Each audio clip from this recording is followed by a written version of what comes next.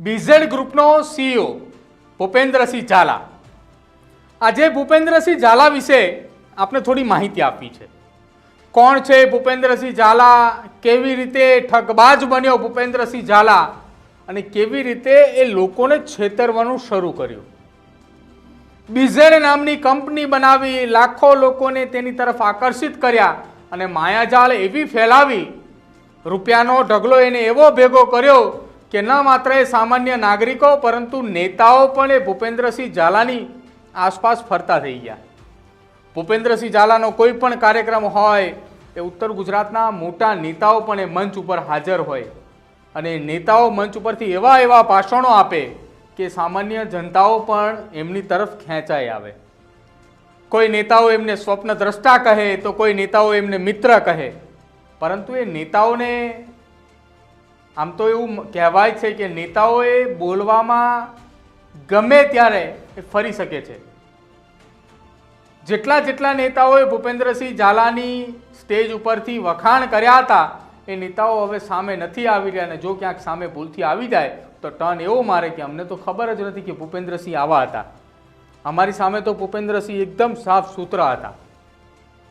આજે ભૂપેન્દ્રસિંહ ઝાલાની વાત કરવી છે કે બીઝેડ કંપનીની શરૂઆત કેવી રીતે કરી, ક્યારે કંપનીની શરૂઆત થઈ અને ક્યાં સુધી એ પહોંચાડી અને લોકોને કેવી રીતે છેતરતો હતો, કેવી સ્કીમ આપતો હતો।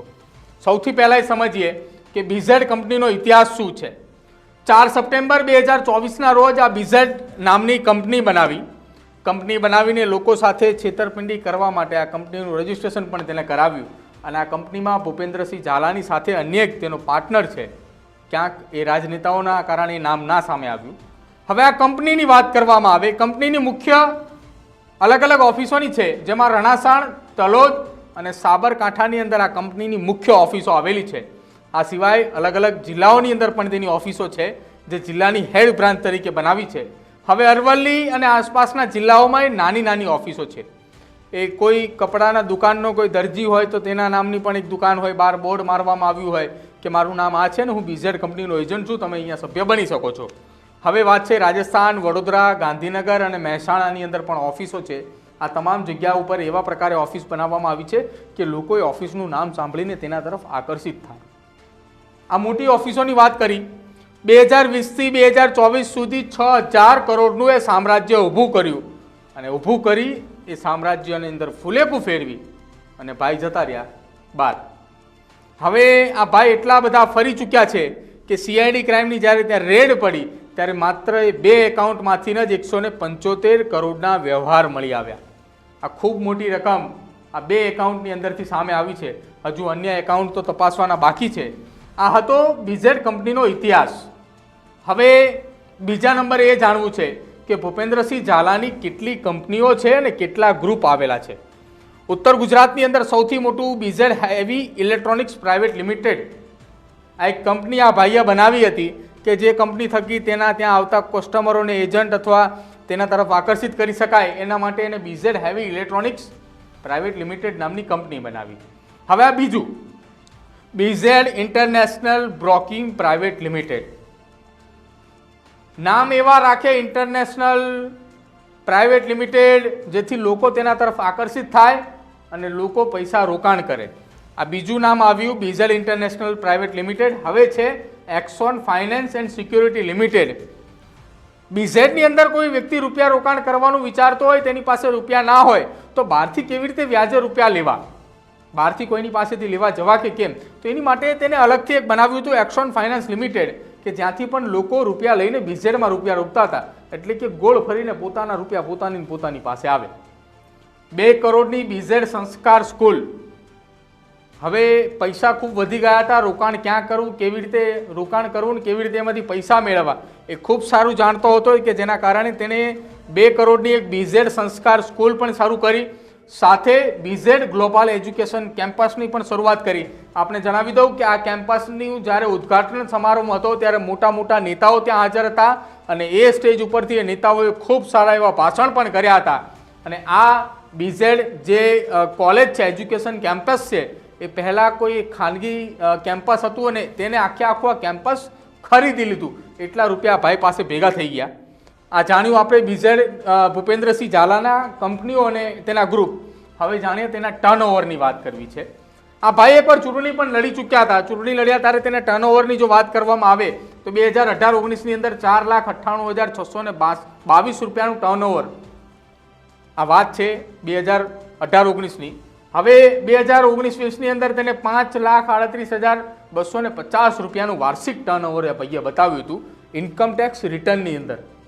જે ભાઈ પાસે આજે વૈભવી કારનો ઠાઠમાઠ છે એનું આ રિટર્નની વાત છે.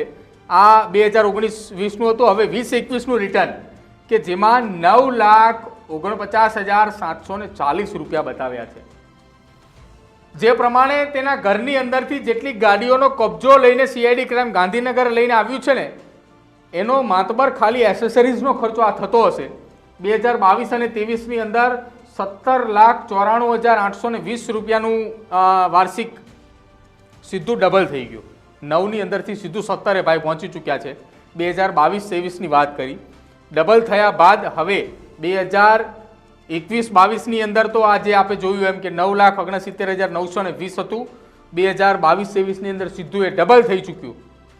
એક સામટું ડબલ થવા પાછળનું કારણ શું એ હજી સુધી નથી સમજાયું. તેમ છતાંય આ ભાઈ ચૂંટણી લડવા ગયા હતા. લોકસભાની અંદર અપક્ષની અંદર ફોર્મ ભર્યું હતું ને એ દરમિયાન તેમણે જે ડોક્યુમેન્ટ રજૂ કર્યા હતા તેની અંદરના આ તમામ આંકડાઓ છે. આ આંકડાઓ બાદ રકમ એટલી બધી વધી ચૂકી કે 6,000 કરોડ થઈ ચૂક્યા અને ક્યાં ગયા ને એ જ ના ખબર પડી.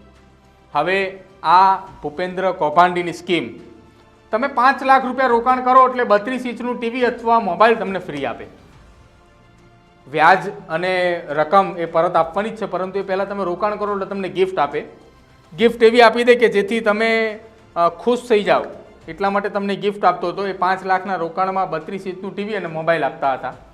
હવે આગળની વાત કરીએ. આ આખી એ સ્કીમ છે એ સ્કીમની અંદર બીજા નંબરે 10 લાખનું રોકાણ કરો તો તમને ગોવાનો પ્રવાસ ફ્રી, એ પણ પરિવાર સાથે. 5 લાખમાં મોબાઈલ અને ટીવી, 10 લાખ કરો એટલે ગોવાની ટૂર મળે. ગોવાની ટૂરની અંદર પરિવાર સાથે જવાનું, હોટલનો ખર્ચો, જમવાનો, રહેવા પીવાનો તમામ ખર્ચો આ ભાઈ આપતા હતા. હવે આ બે સ્કીમ થઈ. હજુ પણ આ ભૂપેન્દ્રસિંહ ઝાલાની ત્રીજી સ્કીમ ફિક્સ ડિપોઝિટના ઓન પેપર 7% અને મૌખિક 18%ની ઓફર આપવામાં આવતી. કોઈ વ્યક્તિ જઈને કહેતું કે 50 લાખ રૂપિયા 3 વર્ષ માટે મૂકવા છે એટલે 3 વર્ષ માટે 50 લાખ મૂકીએ એટલે 2 ના સીધા 4 થાય. એ 50ની જગ્યાએ 1.5-2 કરોડની આસપાસની રકમ મળે. એ રકમ મેળવવા માટે મૌખિક એવું કહેવામાં આવતું કે 7% તમને વ્યાજ મળશે. પેપરની અંદર લખાણ પણ એવું થતું કે 7% વ્યાજ મળશે, પરંતુ હકીકતમાં વ્યાજ આપતો હતો એ 13% કરતાં વધારે. આ એ હતી સ્કીમ. હવે મહિને 3% કે તેનાથી વધારે રિટર્નની લાલચ. કોઈ વ્યક્તિ હોય કે જે એમ કહેતું હોય કે હું 2 લાખ રૂપિયાનું રોકાણ કરીશ તો 2 લાખનું એ વાર્ષિક વ્યાજ જે છે તે દર મહિને 3 લાખ પેટે આપવાનું, 3% પેટે આપવાનું, ત્યારબાદ વાર્ષિક તેને રકમ જે છે તે ડબલ કરીને પણ આપવાની. આ પ્રકારની આખી કૌભાંડીની આ સ્કીમ છે. આ સ્કીમની અંદર દરેક લોકો ફસાઈ જાય તે માટે તેને આ પ્રકારની સ્કીમ બનાવી હતી. આ સ્કીમની અંદર લોકો આ રીતે ફસતા. સ્કીમ પણ એવી બનાવી. આ ભૂપેન્દ્રસિંહ ઝાલાની કૌભાંડની આ 1 નંબરની સ્કીમ છે. આખી આપણે જે બતાવી એ 3% વ્યાજની વાત હોય, ફિક્સ ડિપોઝિટની વાત હોય, રિટર્નની વાત હોય, આ પ્રકારની સ્કીમ જે છે આ પહેલા નંબરની સ્કીમ. આવી ભૂપેન્દ્રસિંહ ઝાલાની અનેક સ્કીમો છે. અમે આપણે ધીરે ધીરે એક બાદ એક એ સ્કીમનો પર્દાફાશ કરીશું. પહેલાં આપણે અમે બતાવ્યું હતું કે આ નેટવર્ક કેવી રીતે કામ કરે છે ભૂપેન્દ્રસિંહ ઝાલાનું. નેટવર્ક આપ સમજ્યા, ત્યારબાદ અમે આપને સમજાવી રહ્યા છીએ અત્યારે કે આ ભૂપેન્દ્રસિંહ ઝાલા એ કોણ છે, ક્યારે એને બીઝેડ કંપની બનાવી, કંપની બનાવ્યા બાદ કેટલા કરોડ રૂપિયાનું તે કૌભાંડ કરી ચૂક્યો અને કેવી રીતે લોકોને તે છેતરતો હતો. આપણે એ પણ સમજ્યું. હવે એ સમજવું છે.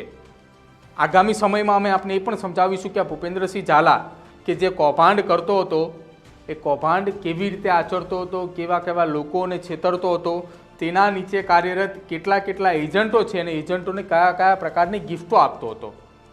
અમે એક બાદ એક વસ્તુ આપને સમજાવતા રહીશું.